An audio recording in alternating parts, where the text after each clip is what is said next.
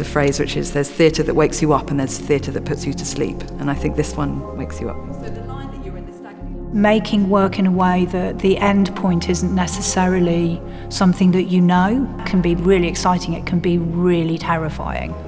All of our work involves music, involves art, it involves activism, and it involves theatre. And so that's what MAAT stands for, and that's what we stand for in everything that we make. I always think it's like a good piece of art, isn't it? You see what you want to see. I think that's what we create, is things that's in there, it's all in the mix. But that's for you, what you want to take from it. We've been working together for about 20 years now, haven't we? Yeah. But this collaboration really started because we were looking to do something more creative. Changing an audience's relationship with how they experience a piece of work has become increasingly more interesting to all of us, rather than being commissioned directly to make something. Traditional work can feel quite prescribed, whereas we really like to involve composers, musicians, the design, the building in a type of way that feels like it explores the whole experience of an audience. So this is my friend Sarah Frankcom, co-collaborator, extraordinary director. Sarah's amazing at seeing the whole picture of something. She invites in really extraordinary ideas that feel like I could have never imagined that. Stop. So this is Imogen Knight. Imogen Knight is my friend and co-collaborator, and Imogen is a director and a movement director. What can I say? There's something very spiritual about the way that Imogen works, because it sort of connects to another place. I mean, it's how movement can conjure up emotion and atmosphere. I would usually be like the Blair Witch Project, head turned in a corner going, don't make me move. I really don't see why I have to move. And now I'm a bit like, can we get Imogen in to work on this, please? It's her vision and her insight into the human condition, which is quite extraordinary. Oh. So, me now.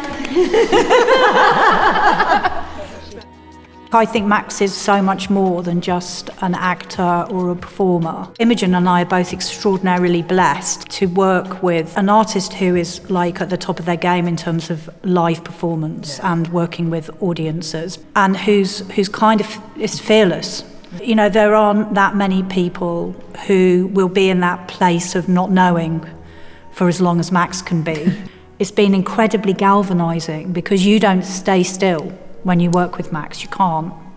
It's not a restless thing, it's just it's a curiosity. Our relationship with Manchester International Festival began in 2013 with a project that brought to life Shelley's very famous play, The Masque of Anarchy.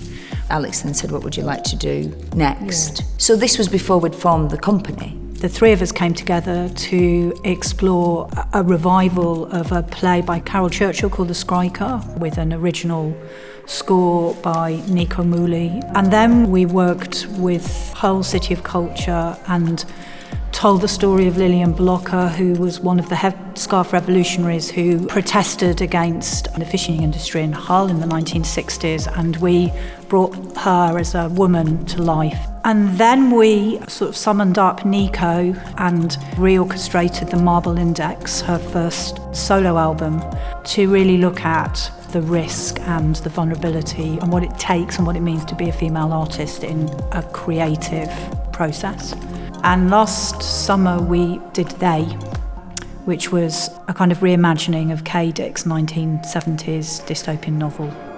This is based on its reimagining, I think that's the term we're using, isn't it, of a sort of late 60s, early 70s folk horror called Robin Redbreast, written by John Barham. It was sort of a prototype Wicker Man. I'm a big sort of folk horror fan, so it's a film I'd known for a while. And it just sort of kept popping up that there were some really interesting themes in it. Usually what happens, I'll have an idea, I have no idea what to do with it, and then I just dump it at these two doors, and then they run with it and make something amazing out of it.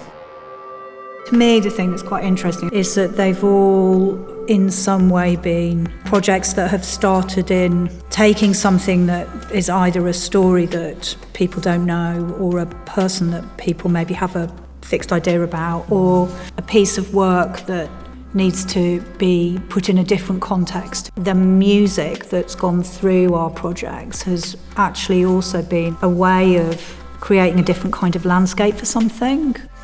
There's such a traditional way in which you see performance, and we just like to not start with that necessarily and just see what's possible with musicians and music, and almost experiencing how those instruments can change your perspective. You see the person behind the instrument as well. So a lot of the stuff in orchestras is very much about not really seeing the person but hearing what they're playing, and this slightly muddies that relationship.